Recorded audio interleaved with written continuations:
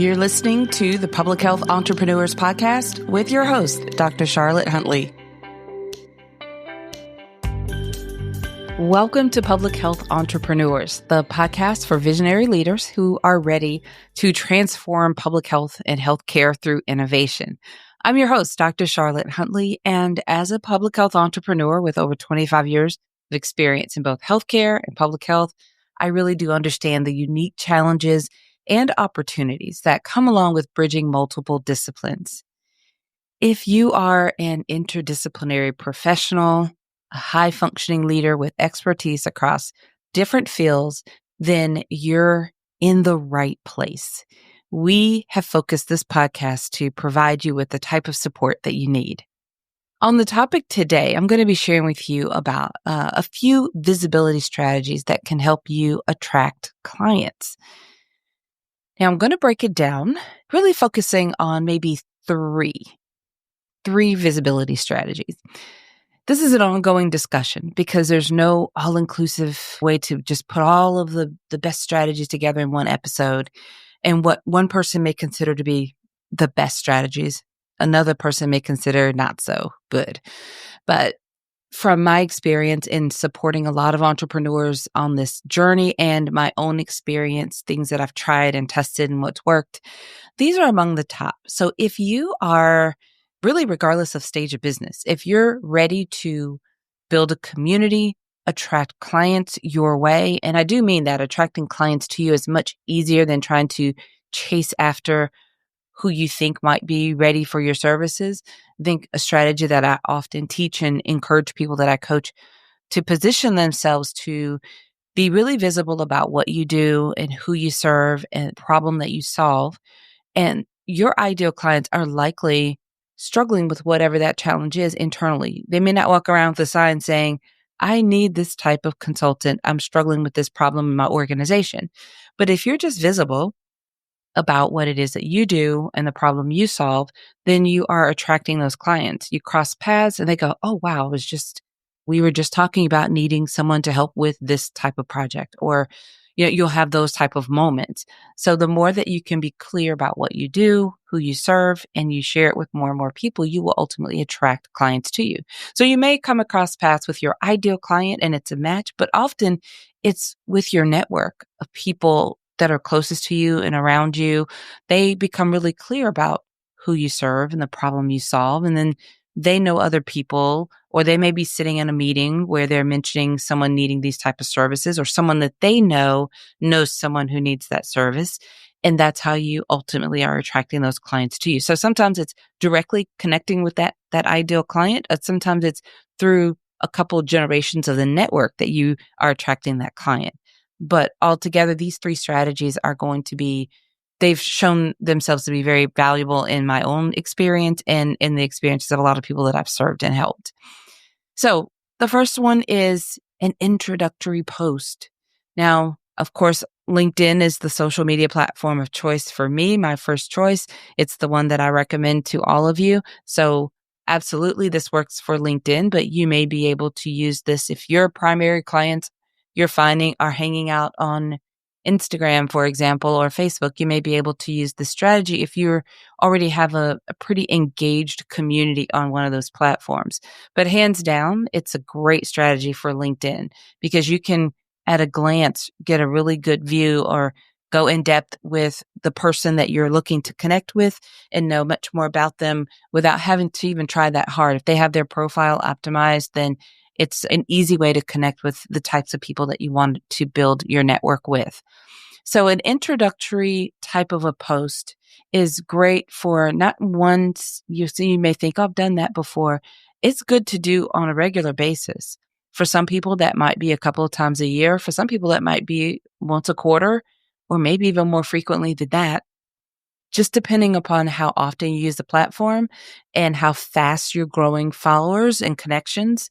You've seen people do these on the platform. An introductory post, just basically you're either introducing yourself or reintroducing yourself. Maybe you've had a lot of new connections recently and you think it's a good time for me to reintroduce myself. Some people are new to my network and, maybe they don't know that much about me. Or maybe you've never done it. You think, okay, I want to do that. Or sometimes you've made a change and you want to kind of reintroduce yourself because things are new and different. When I was putting my notes together for this, I thought about an example.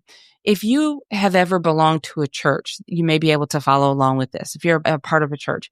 So as a member of a church, and let's imagine it's a rather large church where you may see some familiar faces on a regular basis and you smile when you see them and say hello. You may or may not even remember their names, but you see these people and you get to know them. Maybe people tend to sit in the same area, every week. But, maybe you met them once upon a time and in exchange, brief introductions, something about them or where they work. And you've decided, okay, well, I've met this person. They're a nurse and they work at this hospital on the other side of town. And you just remember that. Well, people change jobs, they move, things shift. People get married, remarried, have a baby. Like all things will change over time. So you may have that introduction that you had a couple of years ago still stuck in your mind. And you'll never know that that person has left that initial hospital. Maybe they're now working for a private practice right down the street from you. But if they've never reintroduced themselves, we've never had a follow-up conversation, then you're still kind of stuck in the past with that introduction you received a very long time ago. Well, now apply that to your business. If you've introduced yourself and people know you for one thing, and maybe you've grown, if you've been in business any amount of time, that things change.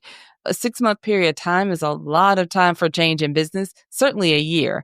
Things can really change in your business. So it's a really good idea, even when you niche down to different types of services or clients that you work with. Maybe you start out working with men and women, and then after a while you niche down to only working with women. Or maybe you work globally and you niche down to a specific country or maybe a region. Things can shift in your business. So it's always an opportunity to reintroduce yourself or introduce new services or a new iteration of what you do.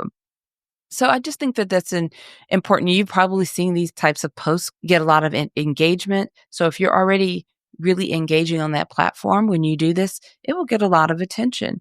Sometimes these posts are done really well, where people are introducing themselves and getting a lot of engagement in the comments.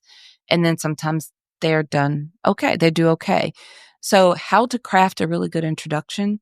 We go deeply into that in our mastermind group program and give some one-on-one guidance. I provide that with individuals who are crafting their posts and learning how to do this or playing around with this idea of introducing themselves or reintroducing themselves. Actually, we do have a lot of our members that engage in our private community and share feedback with one another about what the post could include or what they think before it's ever actually posted. So this is something that I encourage you to do. It's a great way to attract new clients, or either directly or indirectly through those different layers of networks, and make sure that you're staying top of mind and really keeping your community, your network of colleagues in the loop, current with what you do and what you're offering. So an introductory post is absolutely a very strong way to connect with your community and attract clients to you. The second strategy that I like to share with you, the second and the third one are kind of related, actually. They're really about using video. And still, I'm on LinkedIn. So this could work on any other platform. It works very differently on other platforms. So I'm going to stick with LinkedIn. Hosting a live stream, and it does require you to have a third-party application to connect to get that live stream effect on LinkedIn. But you can host a solo live stream, which is just you by yourself. And maybe you talk or discuss a certain topic, give some value, share some tips, some strategies, something that is in your expertise, maybe some piece of what you do in your services that you provide to your clients. Maybe you teach on a related topic to the services that you offer so that your services almost seem like a very next logical step after they kind of go through that live stream with you. It could be something that you may directly have an ask where people can work with you directly after you finish, or it just may be that you want to do that to connect. Maybe that's how you introduce yourself, through that live stream. You can have a post, but you can also share through the live stream a little bit more about what you do, maybe some case studies or some client stories that you can either directly call out your client or maybe anonymously talk about client, depending on the relationship and what you do. But not too many people are using video on this platform. And even though you may think that a lot of people are now using it, it's kind of late, it's still a great platform for video. And LinkedIn really likes when users are incorporating live streaming. So if you have access to do that and you're able to host a live stream, the beautiful thing about that on LinkedIn is that recording lives on there forever unless you decide to delete the post. So that's something that if it gets a lot of engagement, it's very good for you. So sometimes don't be discouraged if you live stream and you think, well, no one's really watching. It takes a little time to kind of build that up, but people watch and watch replays for sure. But you have to always remember on LinkedIn that a lot of people are watching and not commenting. That's just the nature of the platform. So just keep that in mind. When I used to do live stream when I was looking for one-on-one coaching clients a few years ago, and every single time I would complete the live stream, very few people would comment during the live stream, but I would get a lot of DMs because people didn't want others to know they were thinking about starting a business. So they want to comment. A lot of them were working another job, and so they would watch it on their lunch break or something like that, but they didn't want to comment, but they would always reach out to me through direct messages and ask for a meeting or let me know how what they struggled with and ask for help. So just a note that if people aren't commenting, that doesn't mean they're not interested or they're not watching. They're absolutely watching. They just often will not comment depending on your context of, what you're sharing. That may be a case, but do it anyway. It's a very good way for people to get to know you. And it's considered a very high value way of engaging. So the final strategy that I wanted to share with you, and I said it's related to it's still a live stream, but if you don't want to do it solo, you can consider having a guest with you or a small group. Now, this takes a little bit more expert type skills if you're going for the group and just navigating the technology with that, as well as the nuances of having a group discussion. So you'll need to have some moderator skills there so that people aren't talking over one or the other, and that the conversation moves along really nicely and really well, and be mindful of who you're inviting to have the conversation with you. Having just one other guest with you is very easy. It's just like a good conversation with another person. It still requires some planning ahead of time so that you're making sure that you're staying on topic, and you need to choose a topic that's going to be mutually beneficial and providing some value to your audience as well. But hosting a live stream with a guest or with a small group can be extremely valuable as well. Of course, we do host a live stream with a group. It's our public health roundtable. And we bring on members of our mastermind group program to share thought leadership. Very strategic about our roundtable live discussions. And it's a great way to engage, to connect with people, and to let people know what you do and stay top of mind and current with what you offer and how the problem that you solve. So these are all some things to think about. These are some great ways to attract clients to you. You don't have to do this. You don't have to do all three. You don't have to do them all the time, but you can certainly do all three. You can rotate them around, decide, okay, well, if you do an introductory post one time, then maybe the next time you can do a live stream. Maybe after that, you invite somebody, and then after that, you invite a small group. Test it out. It's really okay to do so.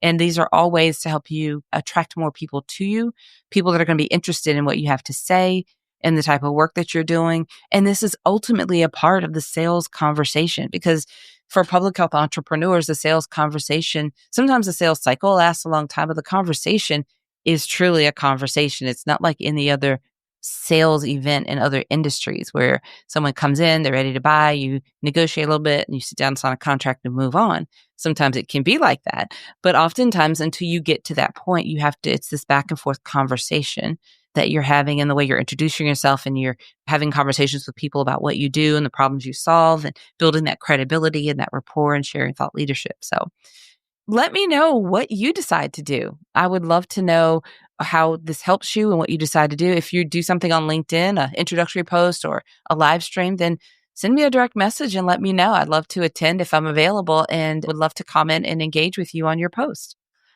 All right. Well, as we wrap up, I'd like to just remind you that I do have a couple of ways to support you on this public health entrepreneurial journey.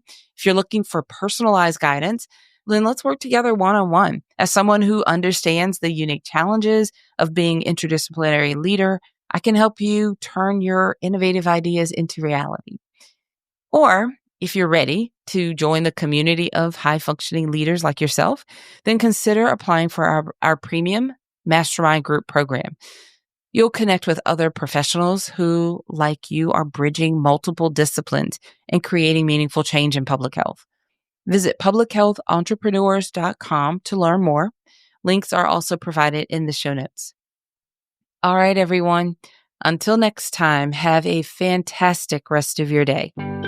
Thank you for listening. Visit publichealthentrepreneurs.com to learn more.